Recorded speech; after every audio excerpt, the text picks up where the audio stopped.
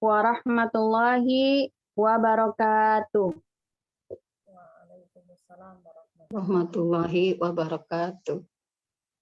Alhamdulillahilladzi arsala rasula bil huda wa dinil haq liyudhhirahu ala dini kulli wa kafa billahi syahida.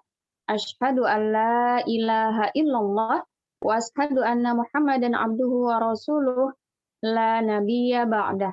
Rabbi sholli sadri wa yassir li amri wahlul 'uqdatam min lisani yafqahu qawli. Rabbi zidna ilman warzuqna fahman birahmatika ya arhamar rahimin. Alhamdulillah, tsumma alhamdulillah.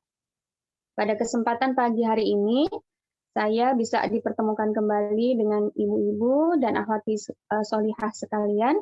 Semoga pagi ini adalah pagi yang berkah. Allah limpahkan kepada kita kesehatan, ketaatan di jalannya, dan mudah-mudahan masih dalam program tausiah pagi, yang ini merupakan program Ramadan, kita semuanya bisa mengambil pembelajaran dari untayan nasihat-nasihat yang disampaikan oleh ustazah-ustazah kita. Dan pagi hari ini, alhamdulillah, sudah hadir di tengah-tengah kita yang akan menyampaikan materi tausiah pada pagi hari ini adalah Ustazah Nilawati dengan tema hati-hati terjebak pada puasa yang sia-sia. Sebelumnya, mari ibu-ibu dan akhwati sekalian kita luruskan niat, kita memohon kepada Allah supaya forum kita pagi hari ini, kajian kita pada pagi hari ini bisa memberikan kebaikan untuk kita semuanya dan kita mendapatkan ilmu yang bermanfaat. Tanpa berpanjang lagi, saya persilahkan kepada Ustazah Nilawati untuk menyampaikan tausiahnya. Tafadhol. Jazakillah khair, Ustazah Meti. Bismillahirrahmanirrahim. Assalamualaikum warahmatullahi wabarakatuh. Waalaikumsalam warahmatullahi wabarakatuh. Alhamdulillahirabbil alamin. Allahumma sholli wa sallim wa barik ala sayyidina Muhammad wa ala alihi wa sahbihi ajmain. Allahumma rabbi shrah li sadri wa yassir li amri wahlul 'uqdatam min lisani yafqahu qawli. Allahumma arinal haqqa haqqan warzuqna tiba'ah wa arinal batila batila warzuqna tinabah. Amin ya rabbal alamin. Sahabat muslimah yang dirahmati oleh Allah, alhamdulillah kami panjatkan puji syukur kehadirat Allah Subhanahu wa taala yang telah memberikan kepada kita segala rahmat dan hidayahnya sehingga kita semua dalam keadaan iman dan Islam. Semoga kita semua senantiasa istiqomah di dalam menjalankan ketaatan kepadanya dan berjuang untuk menegakkan agamanya. Amin ya rabbal alamin. Insya Allah pada kesempatan kali ini saya akan menyampaikan sebuah nasihat dengan tema hati-hati terjebak kepada puasa yang sia-sia.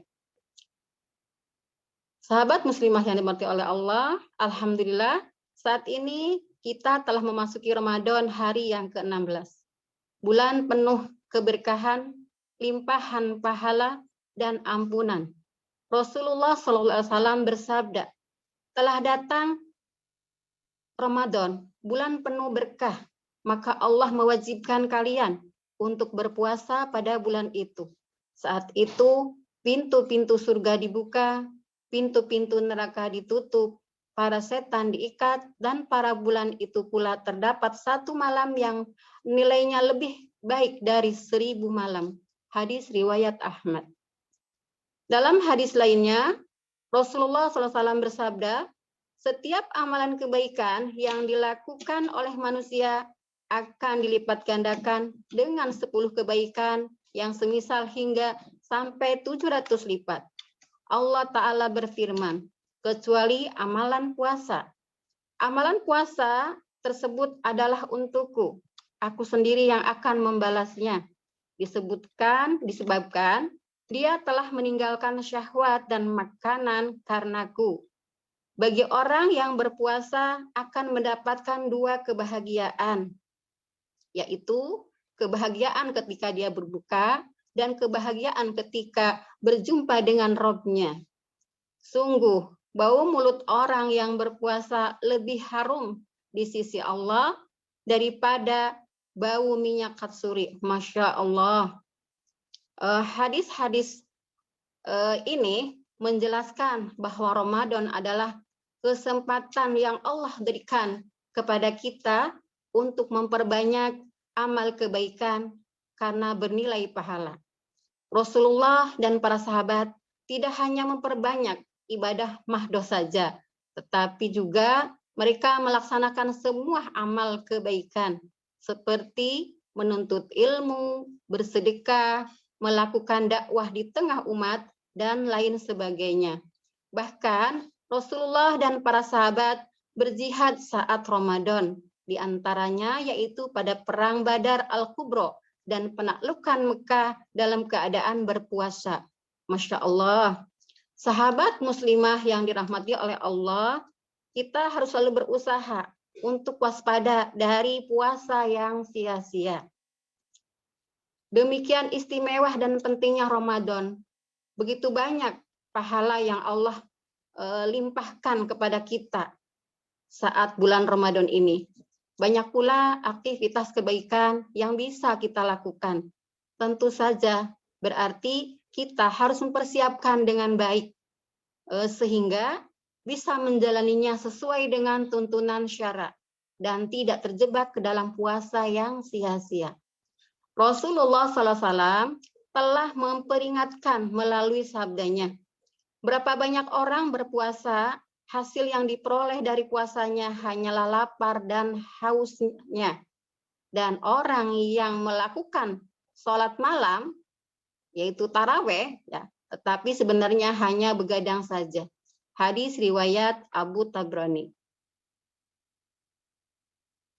Dalam hadis lain, Rasulullah SAW bersabda, betapa banyak orang yang berpuasa, tetapi ia tidak mendapatkan sesuatu dari puasanya, kecuali rasa lapar dan dahaga. Hadis riwayat An-Nasa'i. Dan juga para ulama menjelaskan terkait hadis-hadis ini bahwa banyak sekali orang yang berpuasa tetapi tidak mendapatkan pahala puasanya karena dari menahan lapar dan dahaga semata. Peringatan Rasulullah ini tentang hadis-hadis tersebut bahwa banyak orang yang berpuasa tetapi tidak mendapatkan pahala kecuali dari menahan lapar dan dahaga semata. Sekedar menahan lapar saja ya. Semoga kita semua tidak menjalankan puasa hanya seperti sebatas tadi ya, menahan lapar dan dahaga saja. Perbuatan yang harus dihindari saat kita berpuasa ya. Dalam sebuah hadis qudsi ya, Allah SWT berfirman, setiap amal anak Adam untuknya kecuali puasa. Sesungguhnya itu untukku dan aku yang akan mengajarkan puasa itu adalah perisai. Jika datang hari puasa, janganlah seseorang di antara kalian berkata rafat dan jangan memaki jika ada orang yang mencacinya atau sehingga memancingnya berkelahi. Hendaklah ia berkata, aku sedang berpuasa, demi zat yang jiwa Muhammad di tangannya. Sesungguhnya bau mulut yang berpuasa di sisi Allah telah wangi daripada wangi misk. Orang yang berpuasa memiliki dua kebahagiaan. Jika berbuka, ia berbahagia. Jika bertemu Tuhannya, ia berbahagia karena puasanya. Hadis riwayat Al-Bukhari, Muslim, An-Nasa'i, Ibnu Majah, dan Ahmad. Apa saja sih yang harus kita hindari saat berpuasa? Di antaranya itu satu, berkata dusta atau azur. Inilah perbuatan yang mendapatkan puasa seseorang muslim itu bisa sia-sia dan merasakan lapar dan dahaga semata. Dari Abu Hurairah, Rasulullah SAW bersabda, barang siapa yang tidak meninggalkan azur atau berkata dusta dan malah mengamalkannya, Allah tidak butuh dari rasa lapar dan haus yang ia tahan. Hadis riwayat Bukhari. Apa yang dimaksud dengan azur? Asyuti mengatakan bahwa azur adalah kata dusta dan menfitnah. Sedangkan mengamalkannya berarti melakukan perbuatan keji yang merupakan konsekuensinya yang telah Allah larang. Yang kedua yang harus kita hindari yaitu berkata sia-sia dan rafat atau kata-kata porno. Dari Abu Hurairah, Rasulullah SAW bersabda, puasa bukanlah menahan makan dan minum saja, tetapi puasa adalah menahan diri dari perkataan sia-sia dan rafat atau kata-kata porno. Apabila ada seseorang mencelamu atau berbuat usil padamu, katakanlah kepadanya, aku sedang berpuasa. Hadis riwayat Ibnu Majah dan Hakim. Dalam Fathul Bari dijelaskan makna dari lughah dan rafat. Tentang lughah Al-Akfasi mengatakan lughah adzlah perkataan sia-sia dan semisalnya dan tidak berfaedah. Profesor Buya Hamka dalam tafsir Al-Azhar menyebut al-aghwi dari kata lughah, artinya perbuatan atau kata-kata yang tidak ada faedahnya, tidak ada gunanya, tidak ada nilainya. Misalnya senda gurau, ya, main-main yang tidak ada ujung pangkalnya. Yang mana biasanya ini yang tidak kita rasakan ya, di luar kesadaran kita. Kadang kita bahkan mungkin saya sendiri ya suka bergurau gitu ya, senda gurau yang mana hal itu tidak ada faedahnya. Untuk itu gitu ya, karena kita sudah tahu, mari kita jauhi hal-hal yang seperti itu. Baik, untuk yang ketiga, apa yang seharus kita jauhi yaitu ghibah. Dalam hadis riwayat Ubaid radhiyallahu anhu, Rasulullah SAW dikisahkan pernah memerintahkan orang-orang berpuasa selama sehari. Mereka pun berpuasa. Ada dua perempuan yang tampak sangat menderita karena lapar dan dahaga pada sore harinya. Lantas keduanya mengutus seseorang ya menghadap Rasulullah SAW. Mereka ingin diizinkan berbuka puasa. Rasulullah SAW kemudian memberikan sebuah mangkuk kepada utusan itu untuk diberikan kepada kedua perempuan tadi. Beliau memerintahkan agar perempuan itu semua dimudahkan memuntahkan isi perutnya ke dalam mangkuk tersebut. Keduanya pun memuntahkan darah dan daging segar ke dalam mangkuk tersebut. Orang-orang takjub menyaksikannya. Rasulullah SAW bersabda, kedua perempuan itu berpuasa terhadap makanan yang Allah halalkan, tetapi mereka melakukan perbuatan yang Allah haramkan. Mereka duduk bersantai sambil menggunjingkan orang lain. Itulah daging-daging yang mereka dipergunjingkan. Yang keempat, yaitu banyak bermaksiat. Hal ini pun harus kita jauhi ya. Berpuasa bukanlah sekedar tadi ya, menahan lapar dan dahaga saja. Tetapi hendaknya juga menjauhi perbuatan haram atau maksiat. Ya. Sebuah asar riwayat Ibnu Abi Saibah menjelaskan, berkata Jabir bin Abdillah, seandainya kamu berpuasa, hendaknya pendengaranmu, penglihatanmu, dan lisanmu turut berpuasa dari dusta dan hal-hal haram, serta janganlah kamu menyakiti tetangga. Bersikap tenang dan berwibawalah pada hari puasamu. Janganlah kamu jadikan hari puasamu dan hari tidak berpuasamu sama saja. Ibnu Rajab Al-Hambali menyampaikan nasihatnya. Ketahuilah amal taqarrub atau mendekatkan diri kepada Allah Subhanahu wa taala dengan meninggalkan berbagai syahwat yang semuanya mubah ketika di luar waktu puasa, seperti makan atau berhubungan badan dengan istri.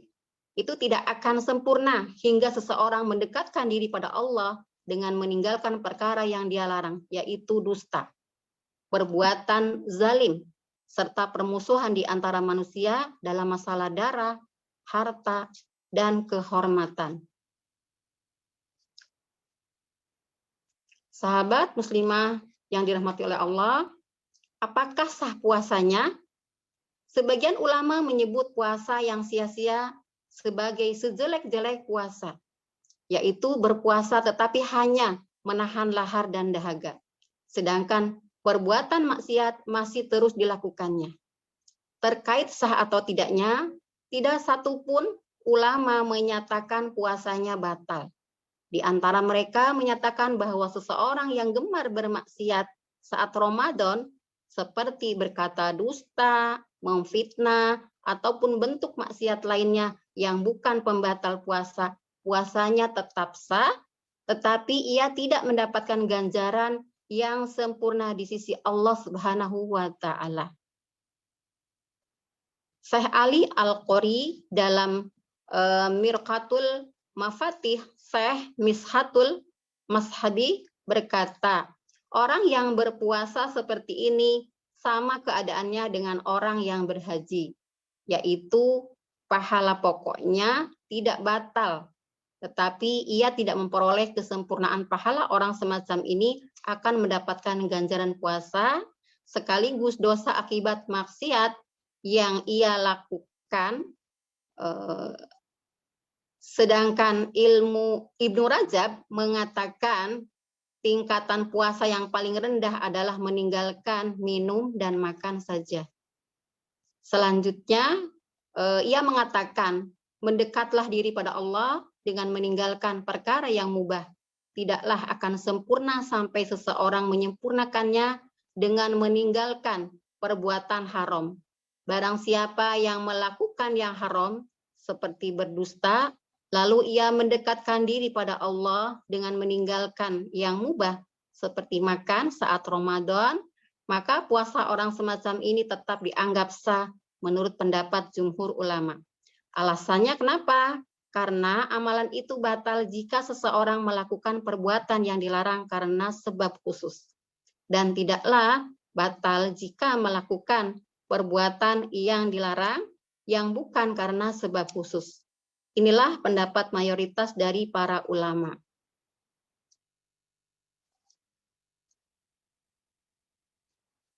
Ibnu Hajar dalam Al-Fath juga mengatakan mengenai hadis tentang perkataan azur atau dusta ya dan mengamalkannya. Mayoritas ulama membawa makna larangan ini pada makna pengharaman, sedangkan halalnya hanya dikhususkan dengan makan dan minum dan jima atau berhubungan suami istri. Sahabat muslimah yang dirahmati Allah, kesimpulannya ya, telah kita pahami bersama bahwa Ramadan adalah bulan berlimpahnya pahala. Setiap amal kebaikan bernilai pahala. Bahkan memberi seteguk minuman kepada orang berpuasa, pahalanya sama seperti orang berpuasa. Oleh karenanya, ini merupakan kesempatan kita untuk memperbanyak amal kebaikan. Semoga Allah memberi kelapangan sehingga kita bisa menunaikan kewajiban dengan sebaik-baiknya. Amin ya robbal alamin. Saudariku, mari kita berupaya keras agar kita tidak terjebak pada puasa yang sia-sia, yakni sekedar mendapatkan lapar dan dahaga saja. Marilah kita menjauhi berbagai hal yang dapat mengurangi kesempurnaan pahala puasa. Sungguh sangat merugi orang yang melewatkan pahala yang begitu melimpah ruah saat Ramadan. Mari kita memaksimalkan amal kebaikan kita pada bulan mulia ini.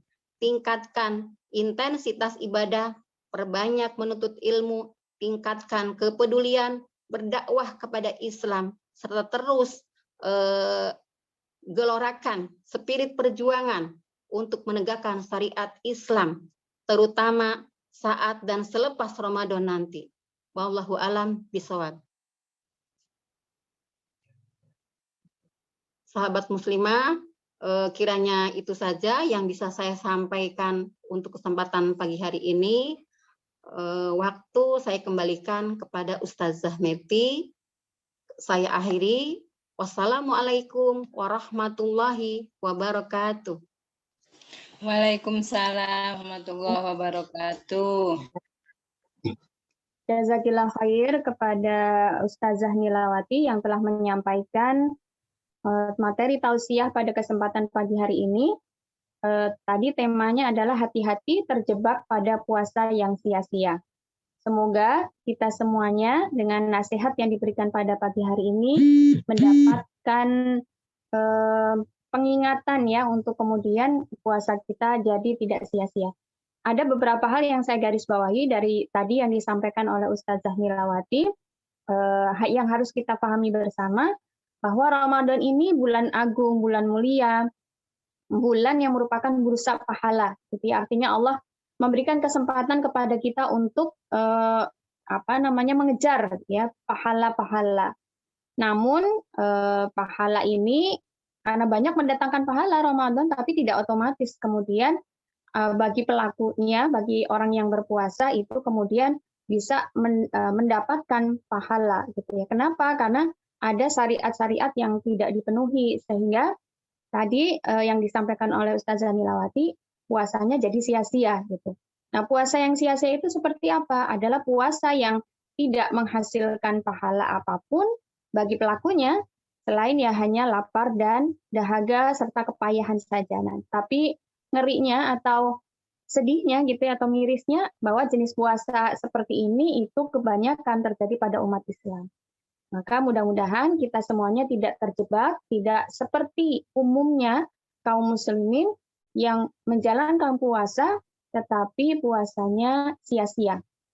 Nah, tadi apa yang disampaikan Ustazah Nilawati, yang termasuk menyebabkan puasa sia-sia, kurang lebihnya ada 4 hal ya. Yang pertama berkata dusta, yang kedua berkata sia-sia, yang ketiga gibah, dan yang keempat banyak melakukan kemaksiatan atau perbuatan haram. Nah, mudah-mudahan kita semuanya terhindar dari aktivitas-aktivitas yang menyebabkan puasa kita menjadi puasa yang sia-sia. Baik, semoga apa yang kita bahas pada kesempatan pagi hari ini yang disampaikan oleh Ustazah Nilawati menjadi penggugah buat kita semuanya. Mari ibu-ibu dan akhwati sholihah sekalian kita jadikan Ramadan kali ini Ramadan terbaik. Mudah-mudahan tidak hanya sekedar lapar, haus, ya dahaga gitu, ada kepayahan, tapi mudah-mudahan puasa kita tahun ini atau Ramadan tahun ini benar-benar menjadi Ramadan terbaik buat kita semuanya. Kita fastabiqul khairat, mengejar banyak kebaikan-kebaikan. Tentu prioritasnya adalah mari kita lakukan kewajiban-kewajiban yang Allah tunaikan, yang Allah berikan kepada kita, kita tunaikan, kemudian bersamakan dengan yang sunnah-sunnah. Insya Allah urusan pahala tadi yang sebagaimana disampaikan Ustazah Nilawati, di bulan Ramadan ini Allah bisa lipatkan 70-700 gitu.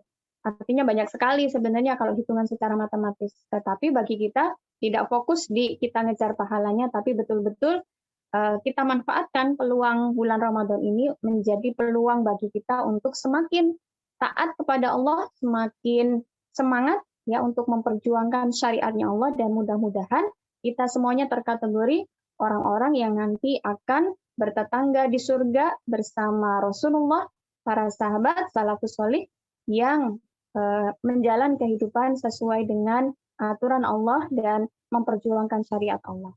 Amin, amin ya rabbal alamin. Baik, saya ucapkan jazakillah khair kepada Ustazah Nilawati yang telah menyampaikan nasihat pada kesempatan pagi hari ini. Dan tak lupa saya sampaikan juga jazakumullah khair katsir kepada ibu-ibu dan akhwati sholihah sekalian yang telah menyimak acara pada pagi hari ini. Semoga untayan nasihat ini menjadikan motivasi, semangat buat kita semuanya untuk terus sehat, semangat, dan taat.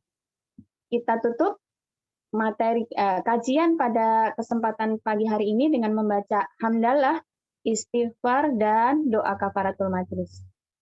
Alhamdulillah, astagfirullah, astagfirullah, astagfirullah, subhanaka Allahumma wa bihamdika asyhadu an la ilaha illa anta astaghfiruka wa atubu ilaik. Al-haqqu min rabbik fala takunanna minal mumtarin. Assalamualaikum warahmatullahi wabarakatuh. Waalaikumsalam warahmatullahi wabarakatuh. Warahmatullahi wabarakatuh.